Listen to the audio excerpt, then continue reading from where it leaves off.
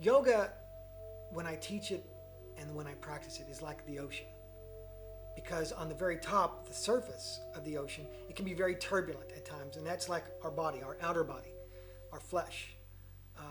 But with the practice of yoga, we go deep into the ocean. But the deeper you go into the ocean, the quiet stillness is there.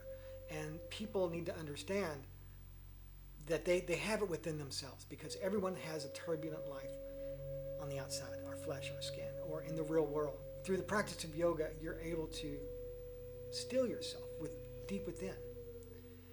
And that's why I practice yoga. That's why I teach yoga, because it enables people to find it themselves.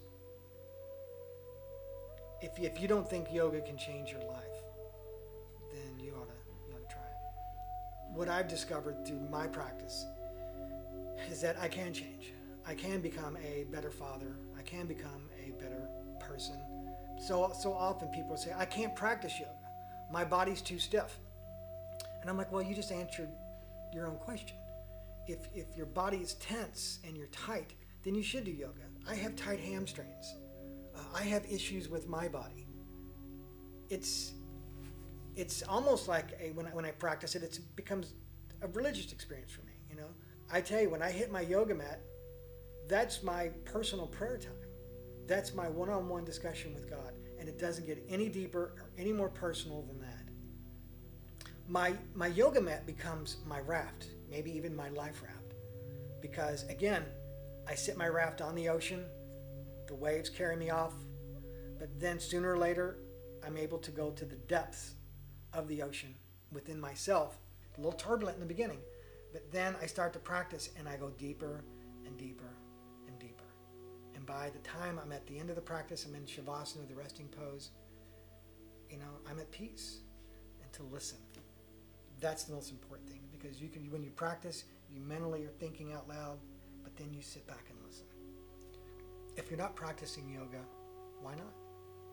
It's a gift. Gifts are meant to be passed on, like pay it forward. So people always say to me, well, I haven't practiced yoga. My body's too stiff. I'm too old. No, you can always do yoga.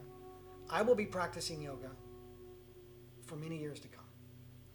And like I tell a lot of people, that if you play, basketball, you run, you play tennis, you play golf, eventually you're going to peak and your body's not going to be able to do those things anymore. But as you practice yoga, you actually can get better. That's the cool thing, is that I always tell people, you're only as old as your spine. And when I see people sitting in their big stretched out chairs and they get up and they're old and they're creaky, and I'm like, why are you doing that to yourself? Get up and move. I don't care if it's just a little bit of this, a little bit of that. You have the ability to give yourself a gift, so why not? And that's what yoga is to me. It's a gift. It's a blessing.